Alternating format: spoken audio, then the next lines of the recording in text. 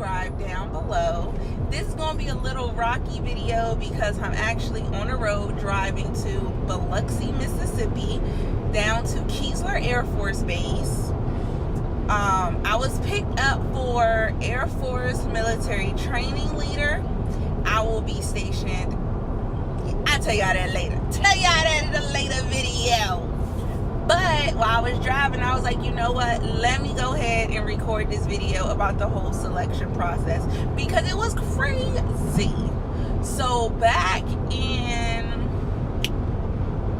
October, I'll say, I received a phone call from my senior NCO, and she was like, hey, you're on a DSD list, which is the Developmental Special Duty, list. So I was like, sure, I'll do it. Only put me down for military training leader.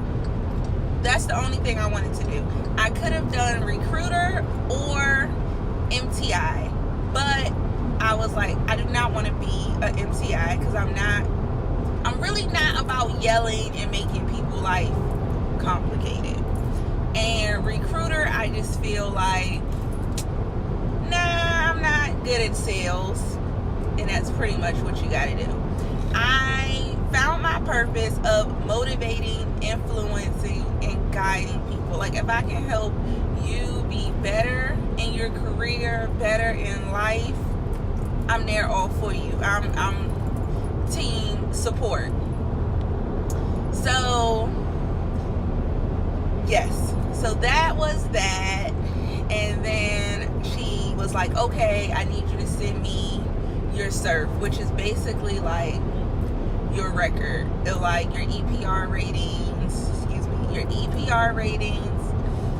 If you have any degrees, like your community college Air Force degree, your bachelor's, your master's, anything, pretty much from like your social security number to your enlisted performance reports.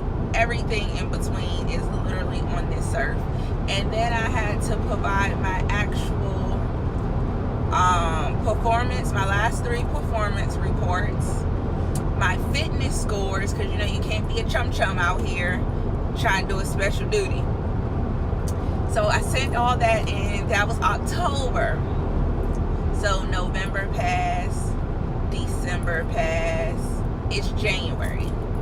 And I actually got picked up for another job, which is the services activity, which is my dream job.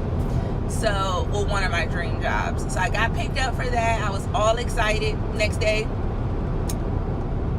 congratulations, you've been selected as an MTL. Complete this application. So, okay, I felt some type of way, but I was like, you know what? God has a bigger plan. This is a bigger platform to inspire and lead and, you know, just do me. So I said, okay, cool. I did the application. The application consisted of an interview with the mental health office, pictures in my blues uniform, just long sleeve top, pants, low quarters, and you know, all devices on the shirt with the tie tab, and then PT gear. So of course, in both uniforms, I had to take full body photos with front, back, and side. Or no, front, and then left side, right side. And then also, I had to get pictures of all of my tattoos.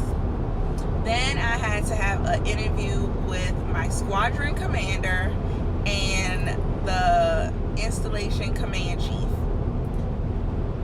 With the command chief, I'm not gonna lie, y'all, I was a little shy.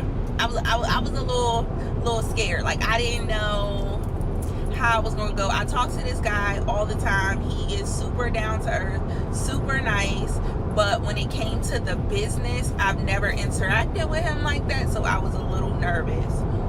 Walking with him, of course, you know, customs and courtesies, I was super professional. But the mentorship that I got from him was on a whole nother level, you guys. Whole nother level. I'll do a whole nother video on mentorship. another day. So October, submitted everything to, be put up as a nominee for MTL. January, got notified that was the first notification. Sorry, you guys. And then in February, that I was, put up by my leadership that I was a nominee. Okay, cool. February is actually when I got that congratulations email. I'm sorry. February, because they give you 30 days to complete it, and the application had to be turned in March 6th. So I turned my application in, and of course, email, terrible. So found out it didn't even go through, and I actually had to call the guy and say, hey, instead of sending this to your org box, can I send it to you in 2 separate emails, because it just will not, send all the documents together. So I sent everything to him. Wham, bam, thank you, ma'am. Then he was like, okay, thank you for everything. Everything's good to go. I heard back like 2 weeks later. He said, everything's good to go. Then I waited on an assignment. Mind you, my D rose, meaning I had to leave Germany by June. But due to personal issues, I needed to leave the end of May to go take care of some things before I went to class. So he said, I'll send you an email with your class date and everything you need to do to make sure we get you out the door on time. Cool, thank you. Patiently waiting. 2-3 days, like a week passed. Finally got the class date. Even though he told me on the phone, I finally got the official email of the class date. So I'm like, okay, class day, June 3rd, I'm ready. Let's get it popping with this PCS move. So I'm like, dang, where am I going to go? So I was pretty much of a special case because I needed retainability to actually take this MTL position. So I could not re-enlist until I had a legit valid reason. Just saying that I'm going to school was not good. So I had to actually wait for my training rep, which I got my training rep mid-April. And so I was like, okay, long as that's signed, we can go ahead and do my re-enlistment. I actually re-enlisted April 22nd, which was my Air Force 11-year anniversary. Cool. Everything was so great. I actually re-enlisted on top of a F-16 jet. Loved it. So that was that. Re-enlisted, turned in my training rep to the education, the formal training rep, got that good to go. So now the assignment. Where am I going? Jasmine, where you going? I don't know where I'm going. Air Force still ain't tell me. Okay, cool. So my friend that works at the MPS, she's emailing AFPC back and forth. We finally find out May.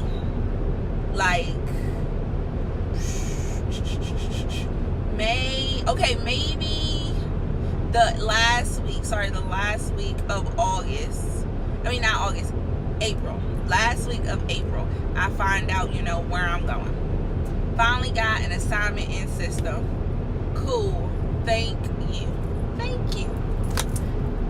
So finally got that assignment. Now it's time to get my orders cut and everything like that. I have such a great team at the MPS. Those airmen in there, they really get their stuff done. The senior NCOs, the NCOs, they take care of the people. They understood my situation, and they made sure, I had everything put in so that I could get my orders and start out processing. Your girl had to out process in 3 weeks. Okay, maybe I had a full month, I would say. But with me leaving on Monday, May 27th, I had to have all my stuff done by May 24th at 9 a.m. to do my final out. So I had everything done. I had TMO picked up, everything was good to go. So that is like the long process. So you can see from October, when I first got, asked about it, to actually finding out, yes, you are going, this is where you're going, this is your class date. Found that out in April, sorry. So that's pretty much the timelines. It is, like I said, it is a super long process. Super long process. Well, for me, because the last couple of times I've PCS, I found out where I was going in like December, January, and then, luckily my PCS months have been pretty much on the same cycle, so it's been kind of easy breezy. But this is the first time that it's been down to like the nitty gritty, and I did not know where I was going.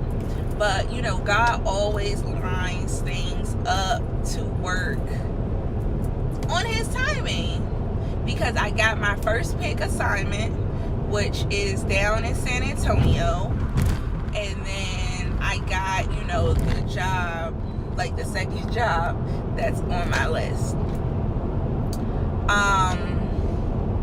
So tomorrow is day 1 of the class, and your girl is excited. Like, I'm going in positive vibes, positive mindset. Like, I am so ready to learn what they're gonna teach me and just be a better NCO, be a better me. Like, I am so ready, guys. I will be vlogging quite often, because when I got on YouTube, I try to find, stuff about an MTL. Your girl couldn't find nothing. And YouTube is like the hub of information. Everybody, I ain't even gonna say everybody. Everybody goes to YouTube University. If they tell you they don't, they lying. I got a friend that went to YouTube University, put a battery in her car. Every naturalist is a graduate of YouTube University. So I'm just really excited, guys. Please leave questions down below, comments down below, and anything you want to know. I am here for you. I'm here for the people. So y'all just stay tuned and continue to support me, and I will continue to pray for you. Thank you, and have a blessed day.